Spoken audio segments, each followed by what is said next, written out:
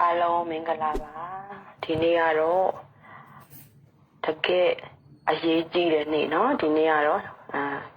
ချမ်းသာကြွယ်ဝမှုကိုရရှိနိုင်တဲ့နေ့ကုန်းချုပ်တဲ့21ရက်နေ့ပေါ့เนาะဒီနေ့အရေးကြီးပါတယ်ဒီနေ့ကဘာတွေလဲဆိုတော့ကိုကပျော်ရွှင်မှုတွေကိုကြိုးစိုးပါပျော်ရွှင်မှုတွေကိုဖန်တီးပါเนาะပြီးတော့ကိုကဒီ law universe နဲ့ကိုကတလိုင်းနဲ့ဒီအချိန်မှာကိုရောက်သွားပြီเนาะဒါတရက်နေ့ကနေစပြီးဒီ21ရက်နေ့အထိလာနားထောင်တဲ့လူတွေလိုက်လုပ်တဲ့သူတွေအတွက်ပါเนาะကိုကငွေပဲဖြစ်ဖြစ်အောင်မြင်မှုကိုပဲဖြစ်ဖြစ်ဘာနဲ့ဖန်တီးတည်ဆောက်မလဲဆိုတော့ပျော်ရွှင်မှုနဲ့ဖန်တီးတည်ဆောက်ပြီးတော့ဒီတကယ်ကိုကဒီ21ရက်ထဲမှာပေါ့เนาะအားလုံးကိုပြောင်းလဲတဲ့လမ်းစဉ်တွေရှိခဲ့တဲ့လူတွေဆိုရင်ဒီ comment တွေမှာလာပြီးတော့ပြောပြပေးလို့ရတယ်เนาะဒါကပြောပြတာမျှဝေတာပေါ့เนาะကိုယ့်ရဲ့အောင်မြင်မှုကိုလာပြီးတော့မျှဝေပေးတာကိုကဒီအချိန်မှာစัจ java လာပေါ့เนาะစัจ java လာရဲ့ law of attraction နည်းလိုင်းနဲ့ကိုတလိုင်းနဲ့ကိုပြကြရောက်သွားပြီးကိုအောင်မြင်မှုကိုရွေးချယ်တယ်ပြီးတော့ဒီ law universe ရဲ့အလင်းတန်းတွေကိုကိုကရရှိမှာပဲပြီးတော့ဒီစัจ java လာပေါ့เนาะစัจ java လာရဲ့ချစ်ချင်းမြတ်တာတွေပိုလျံတာတွေကိုကအကုန်ရရှိမှာပဲကိုကဘယ်လိုလဲပန်းနိုင်တစ်ခုကိုလွယ်လွယ်ကူကူနဲ့ပြန်တန်းလို့ရတယ်ပေါ့နော်ဒီ21ရက်ကဒီပြန်တန်းလို့ရအောင်အထောက်အကူလာပြီးတော့21ရက်လေးဟိုလာပြီးတော့ပို့ချပေးတာနော်နားထောင်ဝဲသူဆိုရင်တော့အခုကပြောင်းလဲတဲ့ဘဝရှိပြီလို့ယုံကြည်တယ်ကိုကနားထောင်နေသူပေါ့နော်ကိုကနားထောင်နေသူဆိုရင်ဒီအချိန်မှာကိုယ့်ရဲ့ပြောင်းလဲမှုကတကယ်မယုံကြည်နိုင်အောင်လေလက်ခံရရှိတယ်လို့မှတ်ယူလိုက်ပြီနော်ဥပမာဒီတရက်နေ့ကနေစပြီးဒီ22ရက်နေ့ထိအကြောင်းအရာတွေကိုလေကိုပြန်ပြီးတော့ဖတ်ကြည့်လိုက်ဥပမာတရက်နေ့ကဝင်လာတဲ့အရာတွေကိုတောင်းပန်ရတယ်ကျေးဇူးတင်တယ်နော်တချို့ကတော့ဒီ21ရက်ကိုမသိခင်နားမလည်ခင်ဆိုရင်တချို့ဆိုရင်ကိုလေအဆုံးစီရင်တဲ့လူတွေရှိတယ်ဥပမာကိုယ့်ရဲ့ထွက်လန်းပေါ့နော်ကိုယ့်ရဲ့ဘဝမှာထွက်လန်းမရှိတာတွေခံစားကြရမယ့်လူတွေလည်းရှိမယ်နားထောင်နေတဲ့လူတွေအတွက်ပါနော်တကယ်တချို့ကတော့ဒီဂယုမဆိုင်တာတွေပြီးတော့ကိုယ်လာပြီးတော့ဖြည့်ဆည်းတာတွေပဲရှိမယ်ဒါပေမဲ့ဒီပထမရက်ဒီဗီဒီယိုကိုကြည့်လိုက်တယ်ဆိုရင်တော့မှပဲကိုယ့်ရဲ့ပြောင်းလဲမှုပုံစံကချက်ချင်းတရက်နေ့ဗီဒီယိုဖိုင်ကိုနားထောင်တဲ့လူအတွက်ကတော့ကိုယ့်ရဲ့အောင်မြင်မှုအတွက်ဒီလိုကိုယ်အဆုံးစီရင်မယ်လို့ကိုတွေးတာတွေပြီးတော့ထွက်လန်းမရှိဘူးလို့ကိုခံစားနေရတယ်ကိုယ့်ရဲ့ဘဝမှာပေါ့နော်အဲ့လိုအရာတွေပြီးတော့တခြားသူတွေကကိုယ်ဖြည့်ဆည်းမယ်ဆိုတဲ့အရာတွေကနေပြီးတော့လုံးဝကိုလွတ်မြောက်သွားမယ်နော်ကိုကလက်တွေ့လိုက်လောက်ရတယ်နော်လက်တွေ့လိုက်လောက်ရတယ်လက်တွေ့ကျေးဇူးတင်ရတယ်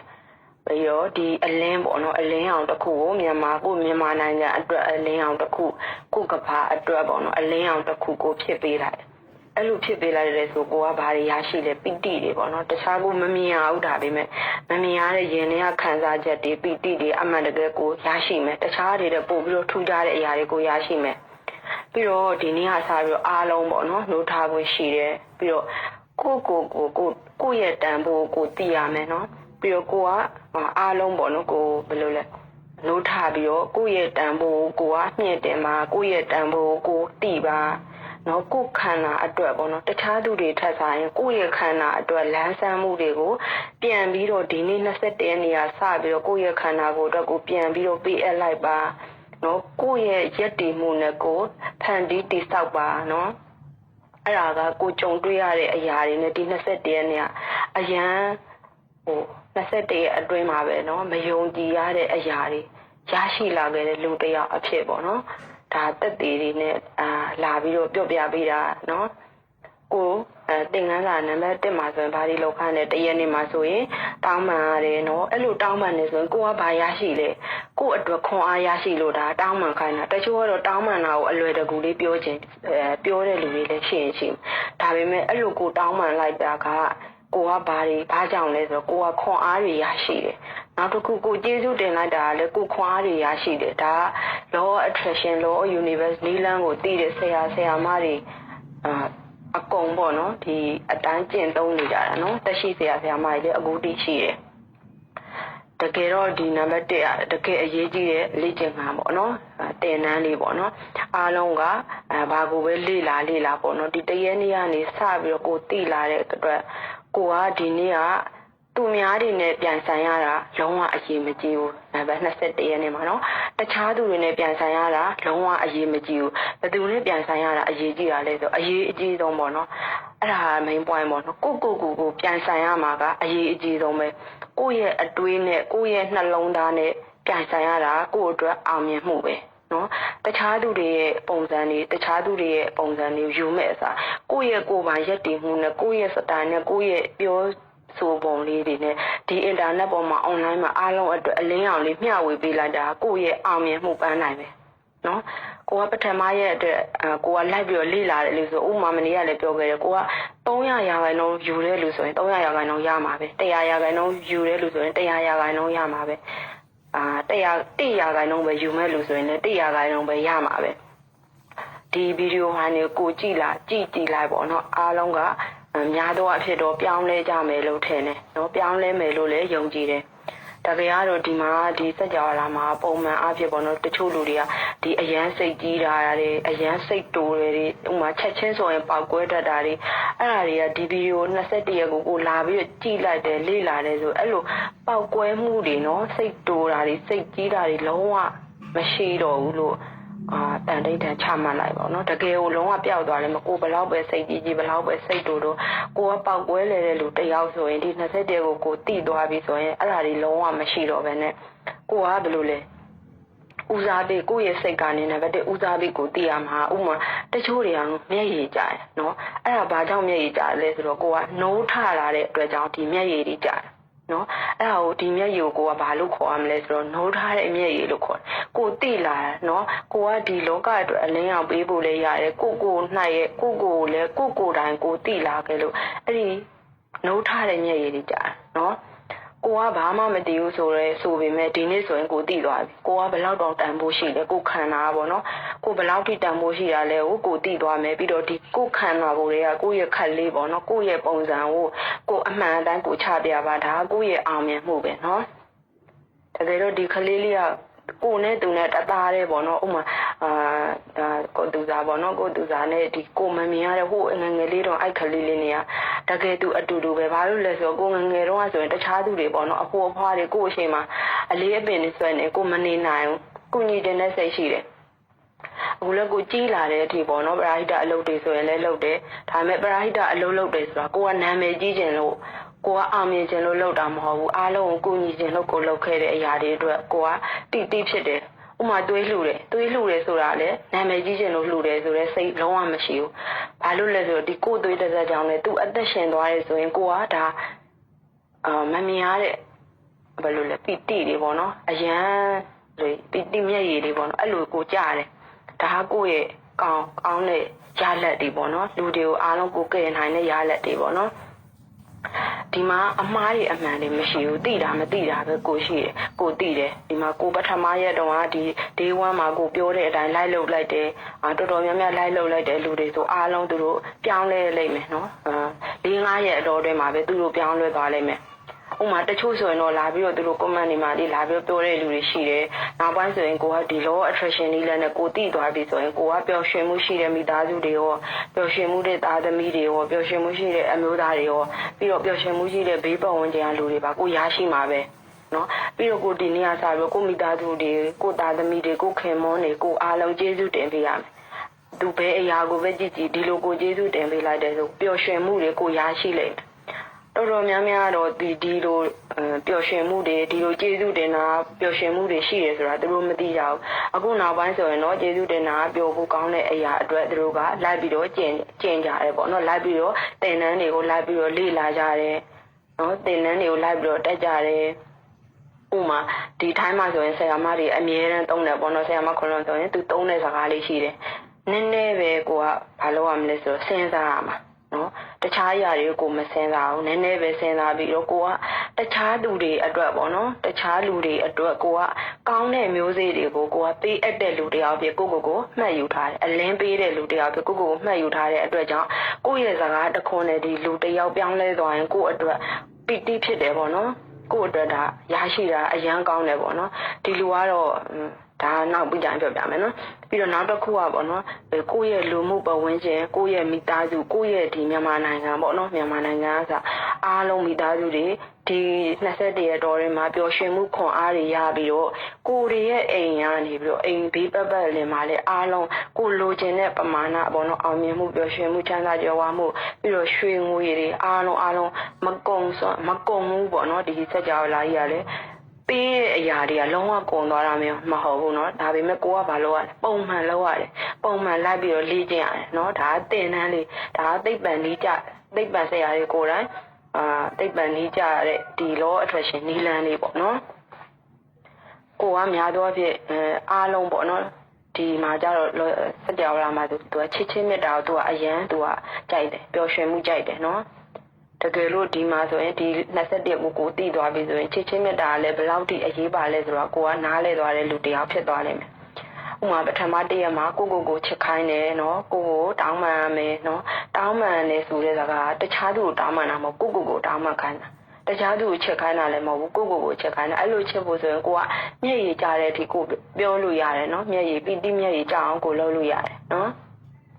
်ပြီးတော့ဒီလိုကိုပြောလိုက်ပြီးဆိုရင်ကိုကမမြင်ရတဲ့ကိုယ့်ရဲ့ကိုယ်ထဲမှာပေါ့အဲ့ဒီခွန်အားတွေကတဖြည်းဖြည်းနဲ့အားအင်တွေဖြစ်လာတယ်ကိုယ့်ထက်ပိုအရေးကြီးတာတွေနော်ပိုအရေးကြီးတာတွေကိုသိရမှာဆိုရင်ကိုကနော်မနဲ့တရောညတရောနေတိုင်းပေါ့နော်ကိုအချိန်တိုင်းကိုကျေးဇူးတင်မကြခဏကျေးဇူးတင်ကြည့်လိုက်ကိုတတိယတိုင်းကိုကျေးဇူးတင်နော်ဒါကကျေးဇူးတင်ပါတယ်လို့ပြောတာဒီဆရာမ law attraction ကို3နှစ်ဆရာမတွေကိုယ်တိုင်ပြောထားတာနော်ကိုတနေကုန်နေပါကျေးဇူးတင်တယ်လို့ဆိုရင်ကို့အတွက်ဘာတွေရရှိမလဲဥမာကိုတရက်နေ့ကနေကိုစကြည့်လာတယ်2ရက်3ရက်4ရက်ထိကိုထပ်ပြီးတော့ကြည့်တယ်လူဆိုရင်ကိုယ့်ရဲ့အိမ်မက်ကိုနော်ကိုကဘာလဲဖြိုဖြတ်တတ်တဲ့လူနဲ့ကိုတွေ့တယ်ဆိုရင်တောင်မှပဲဒါကကို့အတွက်လုံးဝလွတ်ကင်းအောင်ပေါ့နော်အကုန်လုံးကိုယ့်ရဲ့ခွန်အားတွေကိုပြန်ခေါ်လို့ရတဲ့ဒီနည်းပေါ့နော်ဒီ21ရက်ကကိုယ့်ရဲ့ခွန်အားတွေတခြားသူတွေကတော့ကိုယ့်အိမ်မက်တွေကိုလာဖြတ်တဲ့လူတွေပဲရှိရမယ်ကိုအားလုံးကိုဘယ်လိုလုပ်ရမှာလဲသူတို့ကိုကြော်လွှားမှာတော့ကိုယ့်ရဲ့ခန္ဓာကိုယ်တွေကခွန်အားတွေကိုပြန်ခေါ်တာကိုကျေးဇူးတင်ရတယ်ကိုချစ်ရတယ်ဒါဆိုရင်ကိုပြောလိုက်ရင်တော့မှကိုယ့်ရဲ့ခွန်အားတွေကပြန်ရရှိလာမမြင်ရတဲ့ဆွမ်းအားတွေကကိုကပြန်ရရှိမှာတကယ်လို့ဒီ21ရက်ကိုနားထောင်တဲ့သူအတွက်ဆိုရင်တော့တကယ်ဒီနီးလန်းလေးရတကယ်ကောင်းတဲ့နီးလန်းလေးပေါ့နော်ဒါ21ရက်နောက်မှလည်းရက်တွေရှိတယ်နော်သူရက်နဲ့သူဒါမှမတူကြဘူးပေါ့နော်ဆရာမတွေဒီ law attraction နီးလန်းကိုတင်တဲ့ဆရာမတွေကတော့တယောက်နဲ့တယောက်မတူကြဘူးကိုကပေါ့နော်အကောင်းဆုံးမျိုးစိအဖြစ်တကူကိုကရှင်ပန်ပြီးတော့ရက်တီးပြီးတော့ကိုယ့်ရဲ့ဒီမြေပေါ်ပေါ့နော်ကိုဘာလို့တတ်မှတ်ရမလဲမြေကြီးလို့ပေါ့နော်တတ်မှတ်လိုက်တယ်အဲ့ဒါတကယ်ကောင်းတယ်ပေါ့နော်ကိုယ့်ပေါ်မှာလမ်းလျှောက်ပြီးတော့တခြားသူတွေအောင်မြင်မှုပန်းနိုင်ကိုရောက်ရှိသွားတယ်ဆိုတော့ तू ကဘာလဲပျော်ရွှင်တယ်လေပီတိဖြစ်တယ်နော်ကိုကအဲ့လာကြောင့်မလို့ဒီနေ့ကစပြီးတော့ကောင်းတဲ့မျိုးစေ့တွေကိုကြီးထွားအောင်ပံ့ပိုးလှုပ်ဆောင်ပေးတဲ့အရေးဒီ21ရက်လေးကအရန်လိုက်ပြီးတော့လှုပ်ကြည့်ပါနော်ကိုကလှုပ်လေရလေလေ့ကျင့်လေရလေပဲနော်ပြီးတော့ကိုကငွေတွေဘယ်လိုငွေတွေကိုလိုချင်လဲဘယ်လိုငွေဘယ်လောက်ရရှိချင်လဲဒါလည်းကိုစိတ်ကိုရဲ့စိတ်နဲ့ကိုအလုပ်လုပ်လို့ရတယ်နော်ဒီ program ဒီအစီအစဉ်တစ်တွေပေါ့နော်အကောင်းဆုံးကိုလှုပ်ကြည့်လိုက်ဥမာကိုကကြီးမြတ်တဲ့သူတယောက်ဖြစ်တဲ့အတွက်ကြောင့်ဒီငွေတွေကကိုကလွယ်လွယ်လေးနဲ့ကိုရရှိမယ်ဒါပေမဲ့ကိုကဘယ်တော့မှမတောင်းပန်ဘူးကိုတကယ်အားမပေးဘူးဆိုရင်ဒါတွေကကိုအတွက်တကယ်ဘယ်လိုလဲပြင်းထန်ပေါ့နော်ကိုရရှိမှာမဟုတ်ကိုရဲ့ခံစားချက်ကပြင်းထန်မှုရှိရမယ်ကိုပြန်တောင်းပန်ကြည့်ကိုပြန်ပြီးတော့ကျေးဇူးတင်အဲ့လိုဆိုရင်ကိုကဘာရမလဲကိုအတွက်မမြင်ရတဲ့ခွန်အားတွေစွမ်းရည်တွေကကိုရရှိမှာပဲဘယ်တော့မှလည်းအဲ့ဒီစွမ်းအင်တွေကကုန်သွားမယ်ဆိုတာမရှိဘူးเนาะတချို့တွေကပြောတယ်ဒီစွမ်းအင်တွေကုန်တယ်အားအင်တွေကုန်တယ်ဆိုတာသူတို့ပြောကြတယ်အဲ့လားကိုတိုင်းပေါ့เนาะတခြားသူမဟုတ်ဘူးကိုတိုင်းကလေးဖြစ်တာတခြားသူတွေကိုကိုပေးလို့ဖြစ်တာမဟုတ်ဘူးကိုတိုင်းကကိုတောင်းပန်တာမလုပ်လို့ကျေးဇူးတင်တာမလုပ်လို့ကိုမှစွမ်းအားတွေစွမ်းအင်တွေမရှိတော့တာเนาะတခြားသူတွေကိုကိုပေးအပ်လိုက်လို့မဟုတ်ဘူးတခြားသူတွေပေးအပ်တယ်ဆိုကိုကပို့ပြီးတော့တိုးွားတယ်ပို့ပြီးတော့ရရှိတယ်เนาะကိုကဘယ်လိုအခြေအနေပဲဖြစ်ဒီအခြေအနေတွေကိုကြော်လွှားနိုင်တယ်အမြဲတမ်းရှေ့ဆက်သွားနိုင်ရမယ်เนาะပြီးတော့ကိုကဘာလုပ်ရမလဲဆိုတော့ကိုတည်ပြီးပြီဆိုရင်ကိုခွန်အားတွေပေးတဲ့အခါကိုချမှတ်ထားတဲ့ ရေမှန်းချက်ပန်းနိုင်ကိုလက်တွေကိုလှုပ်ဆောင်လိုက်ဒီနေ့ကစားပြီးနော်လက်တွေလှုပ်ဆောင်လိုက်ပါကိုကအခက်ခဲနဲ့ကြုံမှာပဲနော်အခက်ခဲနဲ့ကြုံတဲ့အခါပြီးတော့ကိုလိုချင်တောင်းတတဲ့တောင်းတမှုအပြည့်နောက်တော့ကိုရေမှန်းချက်ချပြီးတော့ကိုလက်တွေလှုပ်ဆောင်ပြီးတော့ကိုလိုချင်တဲ့အရာကိုဖန်တီးလိုက်ပါလားဒါပေမဲ့ကိုအဲ့လိုဖန်တီးဖို့လို့ဆိုရင်ကိုတရုပ်ဆောင်မယ်တရုပ်ဆောင်တဲ့အခါမှာဟန်ဆောင်ပြီးတော့တရုပ်ဆောင်ခိုင်းတာမဟုတ်ဘူးမာယာသုံးခိုင်းတာလည်းမဟုတ်ဘူးကိုကလက်တွေလှုပ်ဆောင်အောင်ဒါပေမဲ့ဒီ21ကိုလာပြီးတော့အလုံးအကျွံတော့လာပြီးတော့လှုပ်ခိုင်းတာမဟုတ်ဘူးနော်ကိုလောလူနေပဲဆိုတော့ attraction ရဲ့နီလန်းကအလုံးအကျွံလာပြီးတော့လှုပ်ခိုင်းတာမဟုတ်ဘူးအားလုံးကိုပေါ့နော်အမြဲတမ်းကိုကဘာလို့လုပ်အောင်လဲဆိုအမြဲပုံမှန်လှုပ်စေခြင်းတယ်နော်ပုံမှန်ထက်ခါလုံနိုင်ပြီဆိုရင်ကိုက100ရာခိုင်နှုန်းလုပ်ရင်100ရာခိုင်နှုန်းရမယ်300ရာခိုင်နှုန်းလုပ်ရင်300ရာခိုင်နှုန်းရမယ်ဥပမာ900ရာခိုင်နှုန်းလုပ်ရင်900ရာခိုင်နှုန်းကိုရမှာပဲဒီနေ့ကစပြီးကိုကဘာလုပ်အောင်လဲဆိုတော့ချက်ချင်းကိုကလက်တွေလှုပ်ဆောင်လိုက်မယ်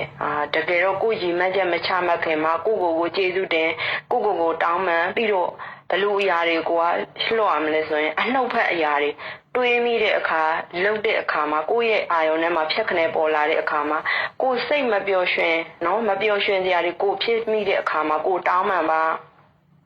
ါကိုတောင်းပန်ပြီးရင်ကိုထပ်ပြီးတော့သူ့ကိုကျေးဇူးတင်ပါအဲ့လိုဆိုရင်ကိုကဘာတွေရလာမလဲခွန်အားတွေကိုရမယ်ကိုဖြစ်ရှင်တဲ့အရာကိုရည်မေးချက်ပန်းနိုင်အနေနဲ့ကိုကထဲလို့ရမယ်နော်ကိုကဘာလုပ်တာလဲဆိုတော့ focus ထားတာလို့ခေါ်တယ်သူနော်ကိုလိုချင်တဲ့အရာကို focus လုပ်လိုက်တယ်ဆိုရင်တစ်ခါတလေကိုကမေ့နေတယ်ကိုကမေ့ပြီးတော့ဒီမလိုလားတဲ့အရာတွေပေါ့ကိုသွားကြည့်တာပဲဖြစ်ဖြစ်သွားပြီးတော့လုပ်တဲ့ဥစ္စာတွေပဲဖြစ်ဖြစ်အဲ့လိုဆိုရင်ကိုဘာလုပ်မလဲကိုမလိုချင်တဲ့အရာကိုမေ့ပြီးနားထောင်မိတယ်ဆိုရင်ကိုကတတိနဲ့ပြန်ပြီးတော့ဆွဲခေါ်လာခဲ့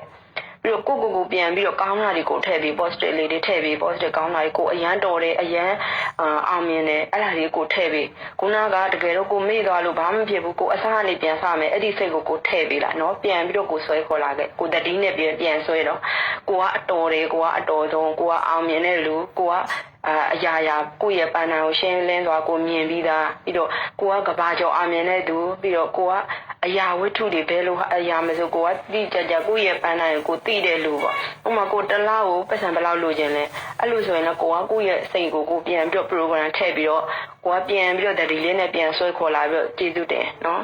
ကိုယ့်ရဲ့ခွန်အားကိုကိုယ့်ရဲ့တန်ဖိုးပို့ပြီးတော့ကြီးအောင်လို့ဒါဖြည့်ပေးတဲ့အရာပေါ့နော်ပြီးတော့တဖြည်းဖြည်းနဲ့ကိုပူကြည့်လာမယ်ဆိုကိုဖြစ်ချင်တဲ့အရာကိုကိုကရှင်းလင်းစွာကိုဖြစ်စေချင်တဲ့အရာကိုကိုကကျေးဇူးတင်တယ်ဆိုရင်အဲ့ဒီဆွမ်းအားတွေနဲ့ကိုကပြောင်းလဲသွားမှာပဲပို့ပြီးတော့ကြည်အောင်ကိုဖြစ်လာမှာပဲเนาะကျေးဇူးတင်တာနဲ့ကျေးဇူးသိတတ်တာတွေကမတူဘူးကျေးဇူးသိတတ်တာကဘာလဲဆိုတော့နောက်ထပ်တစ်ဆင့်လာတဲ့အရာเนาะကျေးဇူးသိတတ်တာကနောက်ထပ်တစ်ဆင့်လာတာသူကကျေးဇူးတင်တာထပ်တော့ပို့ပြီးတော့သူကများတယ်ရင်ထဲမှာလဲသူကပြပြဝဝခံစားရရှိတယ်ပြီးတော့ကျေးဇူးတင်ပြီးတော့မျက်ရည်ကျတဲ့ဟာမျိုးတွေကိုဖြစ်တတ်တယ်ပြီးတော့ကိုကြက်သိမ်းထားတာတွေရင်ထဲမှာပြင်းပြတကယ်ဖြစ်လာတာเนาะဒါက law attraction နည်းလမ်းနဲ့တို့ချိတ်ဆက်နေတာလို့ခေါ်တယ်အဲ့လိုကကျေးဇူးသိတတ်တယ်ဆိုတာအဲ့ဒါထက်ပို့ပြီးတော့အရေးကြီးတယ်เนาะကိုယ်တွေအကုန်လုံးကျေးဇူးတင်ရမယ်ကိုလုံးတဲ့အရာအရန်ကောင်းတယ်ဆိုရင်တက်တယ်ပေါ့เนาะဒီတက်ရှိတက်တယ်အဖြစ်လာပြီးတော့ပြောပြပေးတာကိုလုံးတဲ့အရာဒီကိုယ့်ရဲ့နိုင်ငံအတွက်ပေါ့နော်ကိုယ့်ရဲ့နိုင်ငံအတွက်အလင်းအောင်ဖြစ်ချင်တယ်ကိုယ့်ရဲ့နိုင်ငံကိုယ့်ရဲ့မိသားစုပေါ့နော်ကိုယ့်ရဲ့အတူတူလက်တွဲမဲ့လူတွေအတွက်ကိုကအလင်းအောင်တစ်ခုအဖြစ်လာပြီးတော့ရက်တည်ပြီးတော့ပြောပြပေးတာနော်ကိုကအောင်မြင်မှုကိုလိုချင်တယ်ဆိုရင်ဒီနေ့ကစတော့ကိုထားလို့နော်အောင်မြင်မှုအတွက်ရရှိတဲ့တက်ရှိတက်သေးတွေဒီ law attraction နည်းလမ်းနဲ့ရရှိတဲ့တက်ရှိတက်သေးတွေဆိုတာကဘာမှာအများကြီးပဲပေါ့နော်တချို့ဆိုရင်တော့ဒီ21ကိုလိုက်လုပ်တယ်နော်ပတ်စံရထက်မှာတော့ဒီငွေတွေရှာလွယ်ကူတယ်လို့လာပြောတဲ့လူတွေလည်းရှိတယ်နောက်တစ်ခုကစီးပွားရေးတွေတိုးတက်လာတယ်နော်တခုဆိုရင် online ပစ္စည်းဆိုရင်ရောင်းတာမလာဘူးပေါ့နော်တချို့ဆိုရင်နိုင်ငံခြားသွားခြင်းရတယ်ဒီ21မှာပေါ့နော်တကယ်ရရှိသွားတဲ့လူတွေလည်းရှိတယ်နော်အောင်မြင်သွားတဲ့လူတွေလည်းရှိတယ်ဒါကရုံနှန်းစကားတွေလာပြီးတော့ပြောတာလည်းမဟုတ်ပါဘူးနော်တကယ်လို့ဒီဘက်ကိုလေးလာတဲ့လူဆိုရင်တော့သိမှာပေါ့နော်ဒီ21ရက်ဆိုရင်ဘယ်လိုအခက်ပဲတွေ့ဘယ်လိုပြဿနာပဲတွေ့လာပြီးတော့ရှင်းပြပြီးတော့ပြောပြပေးတယ်မဟုတ်ပြန်ပြီးတော့မျှဝေပေးနေကိုယ့်ရဲ့ပြဿနာတွေကိုဖြစ်ပေါ်တယ်မြင်နေဆိုရင်အဲ့ဒီအမြင်တွေလုံးဝကိုပြောင်းလဲသွားလိမ့်မယ်ဒီ law attraction နည်းလမ်းရပေါ့နော်ဒါပေမဲ့ကိုကဒီပြဿနာတွေတွေ့ရမှာကိုတယောက်တည်းမဟုတ်ဘူးဆိုတာလေအလားကိုတတိရှိပါအားလုံးကပြဿနာတွေ အများကြီးကိုတွေ့ရတယ်ဒါပေမဲ့အပြဿနာတွေကိုတွေ့တာလေကိုတယောက်တည်းမဟုတ်ဘယ်အခါမှဆိုပေါ့နော်ကိုယ့်ရဲ့ပြဿနာကိုကိုကကြည့်တဲ့အခါမှာပေါ့နော်အဲ့ဒါကိုကိုပို့ပြီးတော့ကြီးလာအောင်သူကလာပြီးတော့ပြောင်းလုပ်ပေးတာ ਨੇ အတူတူပဲเนาะအဲကြောင့်မို့ပြဿနာတွေရှိတာရင်လုံးဝ line ကိုချိန်လိုက်ပါကိုယ့်ရဲ့ vibration ကိုပြောင်းလိုက်ပါကိုယ့်ရဲ့စိတ်ကိုတန်ရှင်းမှုကိုလုပ်တဲ့အချိန်မှာပေါ့နော်ကိုကဘာလဲဆိုတော့ဒီ law universe နဲ့ law attraction နဲ့ကိုကတ line နဲ့ပေါ့နော်ဖြစ်နေအောင်ကိုဆွဲဆောင်ပြီးတော့ဒီဟိုနေ့ကပြောတဲ့ကန်နုံဂီတအဲ့ကန်နုံဂီတကဘာလဲဆိုတော့ဒီ law universe ပေါ့နော်ဒီစကြဝဠာနဲ့ချိတ်ဆက်တဲ့တချင်းတန်လေးဒါဆရာမဒီစီလာပြောခဲ့ဘူးလေပေါ့နော်ဆရာမခွန်လုံးလို့ဆရာအဂျပတီလို့ဆိုရင်လည်းဆရာအဂျပတီပေါ့နော်သူတို့အမြဲသူတို့ကဒီစိတ်တချင်းတန်လေးကိုသူတို့ပြောပြပေးတယ်ဒါကတော့ကိုယ့်ရဲ့စိတ်ကိုပေါ့နော်ကောင်းတာတွေနဲ့ကိုချိတ်ဆက်ပြီးတော့ဓာတ်ရိုက်ချိတ်ဆက်နေတဲ့တီလုံးလေးပေါ့နော်တကယ်လို့ကိုအတီလုံးလေးနားထောင်ခြင်းနဲ့ဆိုရင်ပြောပါပေါ့နော်လာပို့ပေးမယ်နော်ကိုဘဝအဓိကကောင်းလာဖို့အတွက်ပေါ့နော်ဒီတချင်းကိုကနားထောင်တာနော်ဒီတီလုံးလေးကိုနားထောင်ကိုကအောင်မြင်မှုရှိတဲ့လူတယောက်အဖြစ်ဒီတီလုံးလေးကိုနားထောင်တာဒီနေ့ကစပြီးတော့ကိုကတန်တရားရှိတဲ့လူဆိုရင်ပေါ့နော်လူဆိုရင်အဲ့တန်တရားရှိတာတွေကိုလုံးဝမေးဖြောက်ပလိုက်ပေါ့ကိုကလှုပ်ချပလိုက်ပေါ့နော်ကိုကဒီလိုတန်တရားရှိနေကိုသွားခြင်းတဲ့နေရာကိုသွားမှာဒီနေ့ကစပြီးတော့ကိုကတန်တရားမရှိတဲ့လူတယောက်ဖြစ်ရက်တည်ပြီးတော့ရှေ့ဆက်ပြီးတော့အောင်မြင်မှုတွေအများကြီးကိုလုပ်ယူလို့ရတယ်နော်ကိုကအများကြီးလေ့လာရင်ကိုကရရှိနေမှာပဲဥမာကိုကဒီဆရာတယောက်ကိုကြည့်တယ်အဲ့ဆရာတို့ကိုပုံစံကိုရဲ့အိုင်တော်အဖြစ်အတွင်းမဲ့ယုံကြည်ပြီးတော့သူဘလို့နေတယ်ဘလို့စားလဲနော်ကိုယုံကြည်လိုက်ဒါဆိုရင်ကိုကသူ့လိုပဲကိုဘဝပြောင်းလဲလာမှာပဲနော်တကယ်တော့ဒီ law attraction ကိုနားလဲတဲ့လူတွေ law universe ကိုသိတဲ့ဆရာမတွေများတော့အဖြစ်သူတို့ကဘာလဲဆိုတော့သူတို့ထက်ပေါ့နော်ဒီဆရာတွေအားလုံးပေါ့နော်ဆရာတွေအားလုံးကကိုလည်းကျောင်းသင်ခန်းစာမှာကိုစာသင်ခဲ့တဲ့ဆရာမတယောက်ဆိုတော့ကိုဆရာဒီကိုကပေါ့နော်ကိုရဲ့တပည့်တွေကကိုထက်တာတာကိုပဲကိုကမြင်ခြင်းနဲ့ကိုရဲ့တပည့်တွေကကိုထက်ကောင်းစားတာကိုပဲမြင်ခြင်းနဲ့အဲကြောင့်မလို့ဒီ21ရက်ကိုနားထောင်ထားတဲ့လူဆိုရင်ဒီကိုကအခုလာပြီးတော့21ကိုပြောပြပေးတဲ့လူထက်လေကိုကအောင်မြင်နိုင်တယ်ကိုကပြောင်းလဲနိုင်တယ်နော်ဒီလိုကောင်းစားတာကိုပဲဆရာတွေအားလုံးကသူတို့ကမြင်ကျင်တာဟုတ်တယ်မလားအားကြောင့်မလို့ဒီဆရာမတွေပေါ့နော်ကျေးဇူးကိုကအောင်မေ့သတိရမယ်ပြီးတော့ဆရာမတွေရဲ့ကျေးဇူးကြောင့်ဒီ law attraction law universe အပြင်ကိုယ့်ရဲ့ကျောင်းနော်ကျောင်းမှာသင်ပေးခဲ့တဲ့ဆရာမတွေကိုကသူတို့ရဲ့ကျေးဇူးတွေကိုအောင်မေ့ပြီးတော့ကိုကဒီနေ့ဒီနေရာမှာရောက်ရှိလာတယ်ကိုပြီးတော့လေးလာစီးပူးထားတဲ့အသိပညာတွေပညာရက်တွေကိုအားလုံးကအဲ့လိုဆိုရင်ကိုယ့်ရဲ့ရှိမှလာပြီးတော့ဝင်လာကြမှာပဲမ law attraction နားလဲခြင်းနဲ့လူဆိုရင်ကိုကဖုန်းလေးဖွင့်လိုက်တာနဲ့အဲ့ဒီတည်းမှာ law attraction နည်းလမ်းနဲ့ပတ်သက်တာလေးတွေကိုတွေ့မှာပဲနော်ဒါအဲ့လိုမထင်မှတ်တာတဲ့အရာတွေကိုရရှိရတယ်ပြီးတော့ကိုစဉ်းစားရမယ်ကိုပြောနေရမှာကိုကဘာလုပ်လို့ရတယ်လို့လဲကိုရဲ့အုံနောက်ကပေါ့နော်တကယ်ဉာဏ်ကြီးရှင်အုံနောက်တယောက်ဖြစ်တယ်ဆိုတဲ့အကြောင်းကိုကထပ်ခါကိုတွေးနေရကိုသိနေရမယ်ဒါပုံမှန်လောက်ခိုင်းတာနော်တစ်ဆင့်ပြီး step by step သွားခိုင်းတာကိုကဒါဆိုရင်ကိုချိတ်ဆက်နိုင်တဲ့မြန်ချိတ်ဆက်နိုင်တဲ့လူတယောက်ဖြစ်ကိုရှိရပေါ့နော်ဒီလိုလဲကိုတွေးပေါ့နော်ကိုယ့်ရဲ့နှလုံးသားနဲ့ကိုယ့်ရဲ့ရည်မှန်းချက်ပုံရိပ်တွေကိုပုံရိပ်မြင်အောင်ပြီးတော့ထိတွေ့ခံစားပြီးတော့အောင်မြင်မှုပန်းနိုင်ကိုရောက်ရှိအောင်နေပါကိုယ့်ရဲ့ရည်မှန်းချက်အတိုင်းကိုလိုက်လုပ်ပါနော်ကိုလမ်းမှာတွေ့ရတဲ့အရာတွေပေါ့နော်ဘယ်လိုပဲအရာတွေပဲဖြစ်ဖြစ်ကိုကဘာလုပ်ပေးရမလဲဆိုတော့ပျော်ရွှင်ဝမ်းမြောက်ရမယ်နော်ပျော်ရွှင်ပြုံးပျော်ရွှင်တဲ့ကိုပျော်ရွှင်တဲ့ပြုံးတဲ့ကိုအရာတွေကိုဘယ်လိုကကြိုက်လဲဆိုတော့ law universeကိုကသူကကိုပြောတာကိုကြိုက်တယ်ကိုကဆွဲဆောင်မှုရှိတာကိုကြိုက်တယ်သူကကိုပြုံးတာကိုကြိုက်တယ်ပြီးတော့ကိုနည်းနည်းပဲစဉ်းစားပြီးတော့နည်းနည်းပဲစဉ်းစားတာကိုသူကြိုက်တယ်law universe စကြဝဠာကကိုက law universe ကကိုကလက်တွေ့လိုက်လုပ်ပြီးတော့ပေါ့နော်လက်တွေ့လိုက်လုပ်တဲ့သူတွေဆိုသူကပို့ပြီးတော့ကြိုက်တယ်ပြီးတော့သူကတကယ်ပျော်ရွှင်မှုရှိတဲ့သူကိုပဲသူကကြိုက်တာနော်ဟန်ဆောင်နဲ့ပျော်ရွှင်မှုရှိတဲ့ဟာဆိုရင်တော့သူကမယူဘူးလာပြီးတော့မချိတ်ဆက်ပေးဘူးနော်တန်တရားရှိတာတွေအဲ့လိုဆိုရင်သူကလာပြီးတော့မ okay ဘူးပေါ့နော်ကိုယ့်အတွက်လမ်းကြောင်းနဲ့မ okay တော့မအောင်မြင်ဘူးနော်ဥမာတရက်နေ့ကနေ20တရက်နေ့ဒီကိုတည်သွားပြီဆိုရင်ကိုယ့်အတွက်ကအရန်ပြေဆုံးသွားပြီဒီ20တရက်အတွင်းမှာလည်းကိုကဘယ်လိုလဲဒီလမ်းညွှန်စာအုပ်ကိုရရှိတယ်လို့ပဲကိုဖြစ်သွားလိမ့်မယ်နော်ကိုမျှဝေတဲ့အချိန်မှာ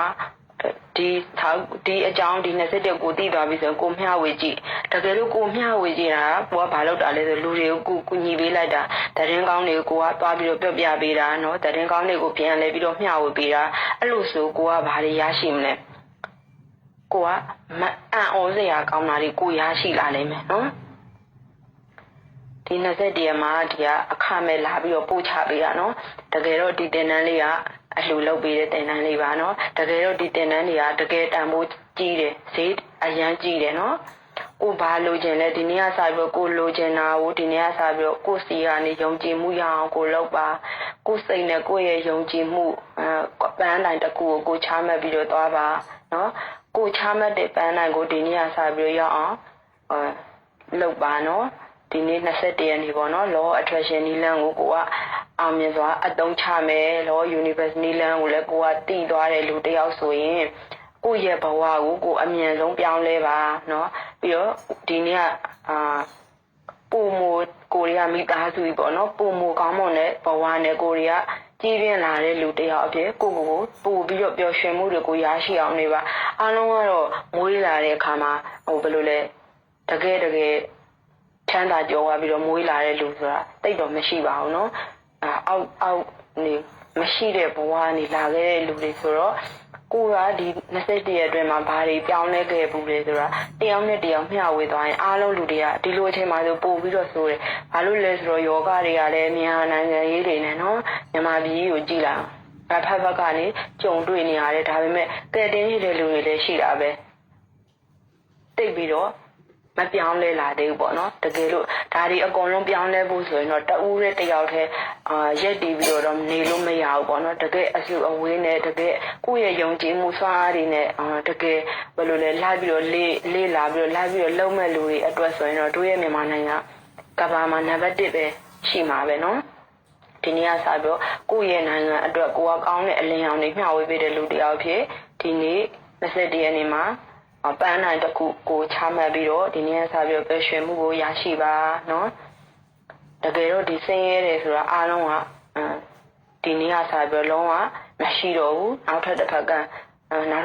ကိုအာမြင်တဲ့ပန်းနိုင်တစ်ခုချမှတ်ပြီးတော့နောက်ထပ်တစ်နေရာကိုကိုကဓာတ်ထက်ကောင်းတဲ့နေရာကိုတည်ဆောက်မယ်နော်ဒီနေ့ကစပြီးတော့ကိုကတရားထိုင်တဲ့ပုံစံလေးကိုလူတွေကိုငငယ်တော့ဆိုရင်ကိုကဘလို့ပုံစံမျိုးနဲ့ကိုတိဆောက်ခဲ့ဘူးလေကိုဘဝကိုပေါ့နော်တချို့ဆိုရင်တော့ငငယ်တော့အကြောင်းလေးတွေကိုသိခဲ့ဥမာလူကြီးတွေပေါ့နော်အလေးပင်နေမှတော့တွေ့မနေနိုင်ဘူးတွားပြီးကိုညီပေးခဲ့တဲ့လူတွေဒါဆိုရင်ဒီ law attraction law universe ကသူကအလုံးလုံးပေးနေမှာပဲအဲ့လိုဆိုကိုကယုံကြည်မှုသားကိုရှိပေးလိုက်နော်ကိုကဒီ law attraction law universe ကိုကအထူးလူပေါ့နော်တကယ်အထူးပုံကိုတစ်ခုအဖြစ်ကိုကရက်တည်ပေးလိုက်ဒီ21ရက်ကိုကြည့်တဲ့လူဆိုရင်ချက်ချင်းကိုဘယ်လိုလဲမပြောင်းလဲဘူးဆိုရင်တော့မှဒီအတန်ဖိုင်လေးကိုနားလည်အောင်နားထောင်ရင်နဲ့